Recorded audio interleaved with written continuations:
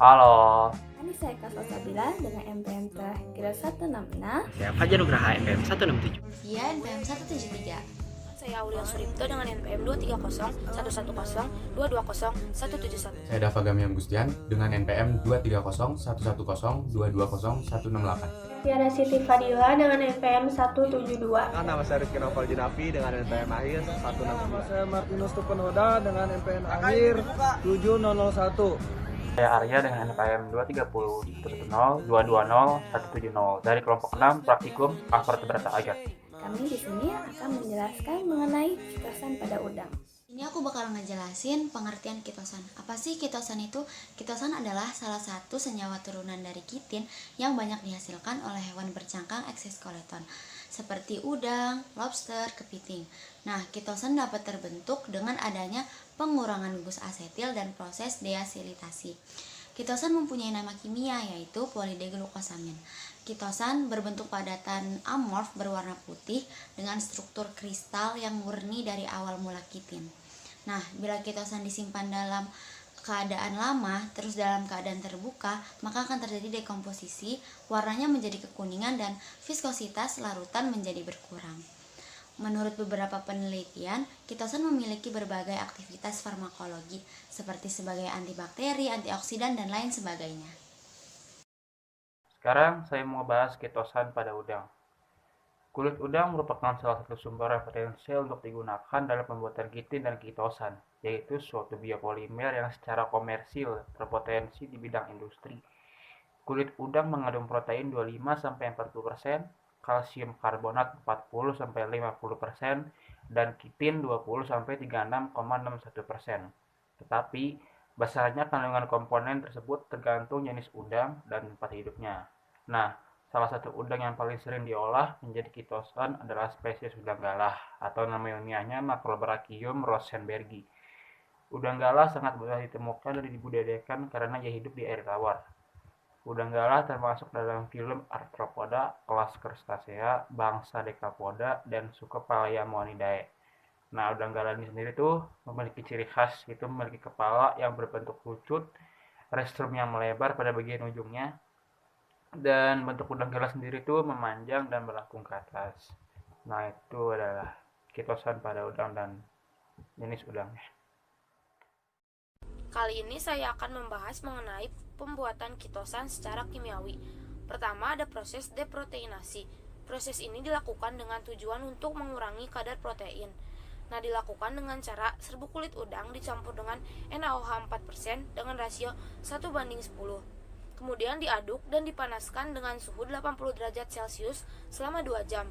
Setelah itu disaring, kemudian dibilas dengan aquades sampai pH netral. Nah, setelah itu bisa dikeringkan dalam oven dengan suhu 70 derajat Celcius selama 6 jam. Kemudian untuk mengetahui kadar protein yang tersisa bisa dilakukan dengan uji bioret. Nah, kemudian yang kedua ada proses demineralisasi. Proses ini dilakukan dengan tujuan untuk mengurangi kadar mineral yang terkandung. Dilakukan dengan cara mencampurkan larutan HCl 1,5 dengan rasio 1:15. Kemudian dicampur dan diaduk selama 1 jam tanpa dilakukan pemanasan. Kemudian setelah itu bisa disaring dan dibilas dengan aquades sampai netral.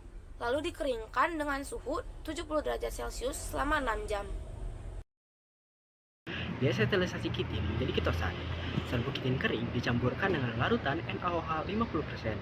Kemudian dicampurkan, dipanaskan pada suhu 90 derajat selama 2 jam. Lalu disaring dan dibilas dengan aquades. Padatan lalu dituangkan di atas cawan porselen dan dikeringkan di dalam oven dengan suhu 80 derajat selama 6 jam. Setelah itu ditimbang hingga berat konstan. Lalu kitosan kemudian dikarakterisasi dengan spektrofotometer inframerah. Kemudian untuk penentuan derajat deasetylisasi dilakukan dengan persamaan berikut ini. Depigmentasi. Serbuk bebas mineral dicampurkan dengan larutan NaOCl 4% dengan rasio 1:10. Campuran diaduk selama 1 jam tanpa mengalami pemanasan, setelah itu disaring dan dibilas dengan aquades hingga pH netral. Padatan dikeringkan pada suhu 70 derajat Celcius selama kurang lebih 6 jam, setelah itu ditimbang hingga berat konstan sehingga diperoleh sampel berupa serbuk udang. Serbuk yang diperoleh dari hasil depigmentasi berupa padatan kering yaitu serbuk kitin halus. Karakterisasi kitin. Kitin yang diperoleh kemudian dikarakterisasi dengan reaksi warna Van Wessling dengan cara mereaksikan serbuk kering hasil depigmentasi dengan garam iodin 1%. Bila positif mengandung kitin akan memberikan warna coklat, kemudian ditambahkan H2SO41M akan berubah warnanya menjadi violet. Karakterisasi kitin kemudian berlanjut dengan menekan spektrofotometer inframerah. Selanjutnya kita akan membahas manfaat dari chitosan ini. Molekul sejuta manfaat ini terbukti memiliki peranan di berbagai bidang, baik di bidang kesehatan, kosmetik, lingkungan, dan juga pengawetan. Di bidang kesehatan sendiri, chitosan ini dapat digunakan sebagai pertama, penghambat perbaikan sel kanker lambung manusia dengan meningkatkan daya tahan tubuh manusia. Kedua, chitosan dapat mengikat lemak dan menghambat penyebaran lemak oleh tubuh dan mengurangi LDL atau yang biasa dikenal oleh masyarakat sebagai kolesterol jahat. Chitosan juga dapat mengurangi beban kerja liver atau hati dan mengurangi tekanan kerja organ tubuh lain akibat adanya lemak tersebut. Di sini saya akan menyebutkan apa sih manfaat dari chitosan ini. Manfaat dari chitosan secara umum dapat digunakan untuk meningkatkan daya awet berbagai produk pangan seperti bakso, sosis, nugget, jus buah atau jus sayur, tahu, ikan asin, mie basah, produk olahan ikan, buah-buahan, mayonaise, odol, dan lain-lain. Kenapa sih chitosan ini bisa menjadi daya awet dari produk pangan? Karena chitosan sendiri memiliki aktivitas antimikroba dan antioksidan.